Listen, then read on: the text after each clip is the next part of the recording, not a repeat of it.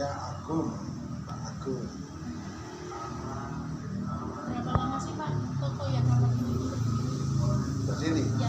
Berdiri kurang lebih sekitar 4 tahun.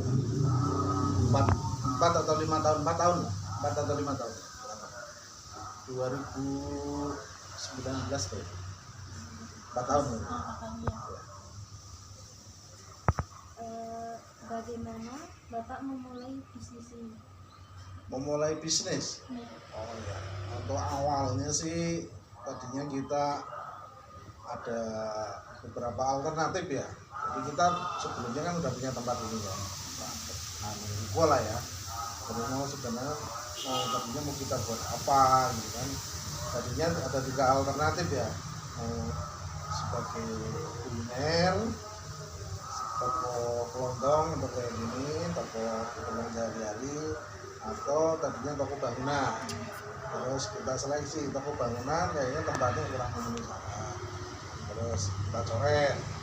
Terus tadinya 2 pilihan antara kuliner sama toko keperluan sehari-hari ini. Akhirnya kita putuskan waktu itu toko keperluan sehari-hari. Kalau yang melatar belakangi sih tadinya saya kerja di luar dulu ya, jadi waktu itu sering pisah sama keluarga gitu. Jadi terakhir saya kerja di Kalimantan. Nah, memang saya sudah ingin resign ya, ingin mengundurkan diri, ingin lebih dekat sama keluarga, kumpul sama keluarga. Terus kira-kira apa atau usaha yang bisa kita lakukan? Akhirnya kita wira swasta lah, wira swasta jatuhnya itu kurang lebih seperti itu. Pertanyaan selanjutnya, apa tantangan terbesar yang Bapak hadapi sebagai pedagang? Tantangan terbesar sebenarnya pertama itu waktu awal pendirian ya, karena basic saya kan sebenarnya tadinya bukan wira swasta ya, basic saya adalah pekerja. Istri juga tadinya bukan wira swasta ya, rumah tangga sama kerja di sebagai karyawan atau karyawan kantor lah ya. Awalnya sih kita begitu optimis dalam arti bisa lah, tapi ternyata ketika kita udah memutuskan untuk buka toko ya, terus kita itu belanjanya mau gimana sih? Ternyata tadinya kita belanja sendiri ke grosiran, tapi ternyata grosiran itu barangnya tidak lengkap gitu. Jadi kita harus mencicil belanja, terus kita entry ke sistem gitu. Terus nah waktu itu kayaknya capek banget, nggak kuat lah. Akhirnya kita pilih alternatif franchise ya. Franchise kayak seperti kalau Alfamart, Indomart itu kan mahal. Terus kita cari alternatif yang lain. Waktu itu alternatifnya adalah dengan Indogrosir yang Omi ya, atau dengan Lotemart waktu itu. Nah, kebetulan Lotemart waktu itu baru awal merintis sebagai mitra ya. Akhirnya kita jatuhkan ke Lotemart karena di situ tidak ada franchise fee, tidak ada ikatan harus belanja di sana. Jadi yang penting awal stok barang disediakan oleh Lotemart. Awalnya seperti itu. Jadi kita harus akhirnya kita milih yang persyaratannya paling ringan.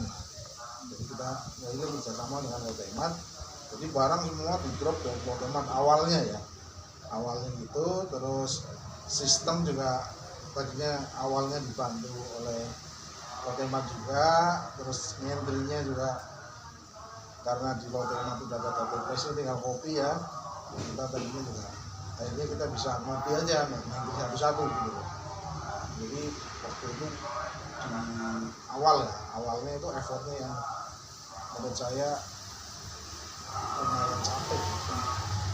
Terus setelah berjalan tentu tantangannya ada lagi ya.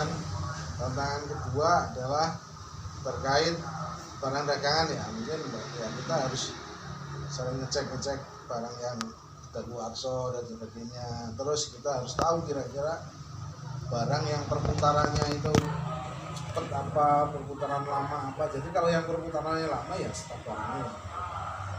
Kalau perputarannya cepat bolehlah kita sediakan. Terus habis itu juga karyawan dalam ini juga harus yang bisa dipercaya, karena di situ kan dia pegang kasir, pegang uang.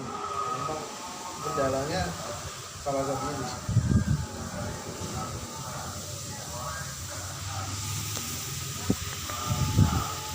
Terus satu lagi, mengatasi tantangan tersebut gimana? untuk mengatasi tantangan tersebut, ya itu pertama tadi saya akhirnya menjalin kerjasama dengan pihak ketiga ya, dengan bermitra dengan Otemat, itu yang pertama.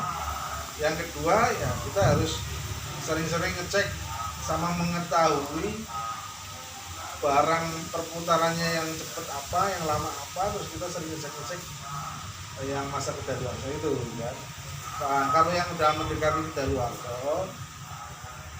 kita biasanya sekarang kan udah banyak sales yang datang, itu kan biasanya mereka itu mau menukar gitu loh. Nah kita tukar sebelum kedaluarsa, kita tukar dulu, nanti biasanya mereka potong ya, dikembalikan lah, ditukar gitu loh sama salesnya. Sama yang masalah SDM ya memang mau nggak mau kita harus memperbaiki manajemen dan sistem. Untuk pertanyaan terakhir, rencana Bapak untuk mengembangkan bisnis ini? Nah, untuk mengembangkan bisnis, karena kalau membesarkan di sini ini udah terjalan tempat ya. Kalau memang pengembangan bisnis ya kita mencari tempat lain untuk istilahnya kayak buka cabang baru. Cuma memang kalau toko kayak gini yang paling utama adalah lokasi. Jadi lokasi minimal di situ belum persaingan belum terlalu banyak, terus penduduknya juga sekiranya udah agak padat. Tuh, kalau karena ini kan toko keluar sehari-hari ya. Kalau yang penduduknya masih agak jarang, biasanya penjualannya pun agak.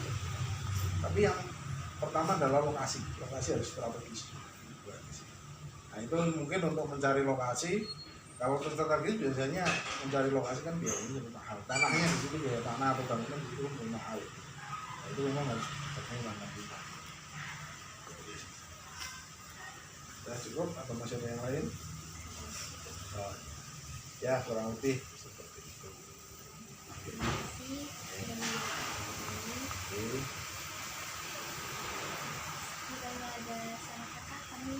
Ya sama-sama ya, dan juga mohon maaf bila ada kata-kata yang salah,